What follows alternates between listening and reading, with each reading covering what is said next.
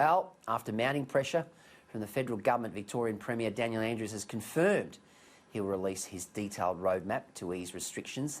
That, of course, will happen on Sunday. And the Queensland Premier is launching a dedicated health unit to streamline the process for medical border exemptions.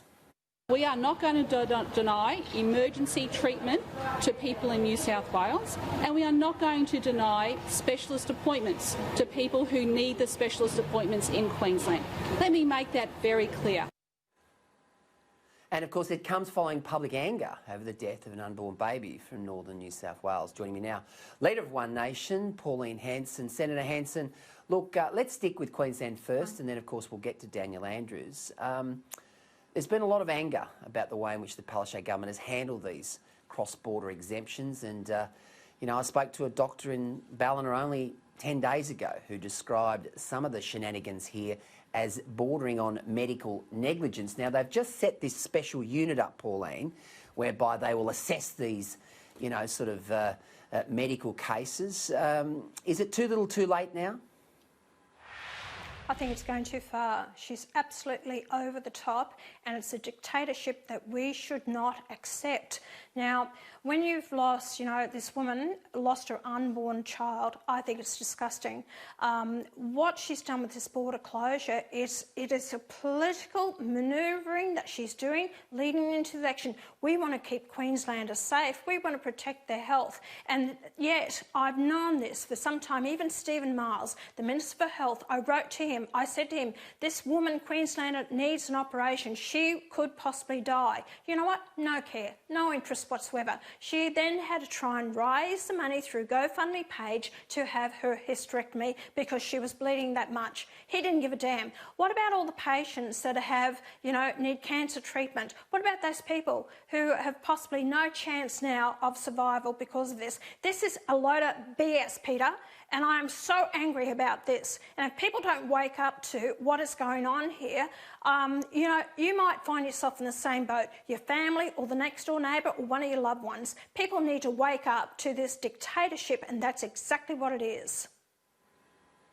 Pauline, you are so right on so many fronts there. There's been palpable anger in Queensland, and we've seen it in the letters to the editor columns about people saying they're ashamed to be Queenslanders, and she came out with that appalling comment last week that Queensland hospitals are for Queenslanders, New South Wales hospitals are for New South Wales. She forgets the fact that, of course, it's the Commonwealth Government that supplies all the money for those Queensland hospitals. But I've got to say, Pauline, and this is the big $64 million question, this election on October 31 shaping up as a referendum on how she's handled COVID, and she's kept the virus ostensibly out, and she'll get a lot of support for that.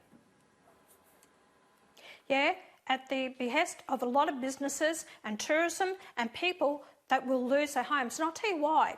You know, a fellow, and the government's a lot to blame for this as well, the federal government. Now, people will have foreclosure on their homes because people have taken this attitude, oh no, I'm going to take JobKeeper, I'm going to take JobSeeker, I don't need to get a job. That's why the farmers are having trouble to get people to get to work on their properties, or businesses are having trouble getting people to come to work. Because, you know what, this JobKeeper and JobSeeker, my God, this is a way of life. I don't have to work. I'm making more money than what I did beforehand. But I tell you what, when this shuts down, you won't have this anymore. You'll have the banks foreclosing on your properties. A fellow went in, that I know of, went into the bank and he said, I want to get a loan. The first question I asked, have you actually accessed your superannuation? No. Oh, well, fine, you can proceed. If you've accessed your superannuation, which 1.4 million Australians have, think twice about it, because you will not get a loan from the banks because you've accessed that because you went through hardship. There is going to be so much hardship in this country as we come out of this because we've propped up everyone. We can't keep doing it. She's keeping the border shut for a few cases. I'm sorry. We have to learn with COVID-19. It's not going to go away. And we've been lied to about the deaths. Well, speaking of hardship, Pauline, the highest number of deaths in recorded Australian history today in Victoria, 41. I mean, you know, talk about a Premier who's under pressure. I mean, Daniel Andrews, I can't see how he's even going to survive until the next election. Look, that's a true case. Look, you talk about the COVID deaths. Now, those deaths didn't necessarily happen in the last 24 hours. They go back to about July. So they've covered up those deaths. Brendan Murphy wrote to the Victorian government there and he said, tell me about how many COVID-19 deaths and also all those other deaths that have happened and comorbidity, meaning that even though people may have died of other causes, not relating to the initial what we want to know about COVID-19, but we want to know those figures. Peter, this needs a full investigation into it. How many lies have we been told? How many people have actually died from the COVID-19? They could have died with it, but not necessarily because of it. And I think there has to be a lot of questions answered here. I feel for people out there that, you know, are struggling and doing it tough and businesses are going under and a lot of businesses won't open up again. So I say to people out there, you're offered a job, you have an opportunity of getting a job, I suggest you better take it because it's going to be tough times ahead. And Pauline, before we go, this gender fluidity bill that you're proposing, it gives parents the right to challenge the teaching of things like gender fluidity and realignment theories, so-called safe sexting and man-made global warming, and forces schools to also present students with opposing beliefs and theories. I think a lot of people would support you on this. Correct. Look, in Queensland here, the Queensland government won't tell parents if they're teaching safe schools program. Now, we've got kids in year 4 and 5 that they're taught about the gender fairy, and these kids are talking, you know, about their genitals. Well, just because you're born with genitals doesn't necessarily mean that you're a male. If you've got a vagina, it doesn't necessarily mean that you're a female. But there's gender identity. If you go on a camp, what they say is one transgender child will put you in a cabin by yourself with a bathroom so that you can wash out your binders, but you can actually pick kids that want to.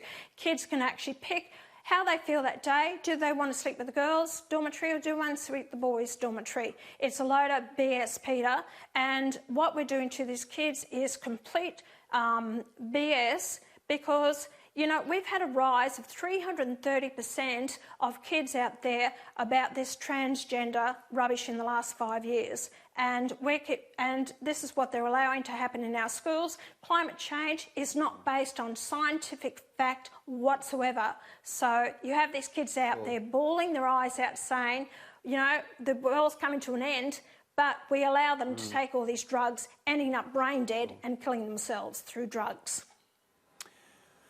Pauline Hanson, always great to see you on Sky News across Australia. Thanks for joining us live from the Scenic Rim. Thanks, Peter. Bye.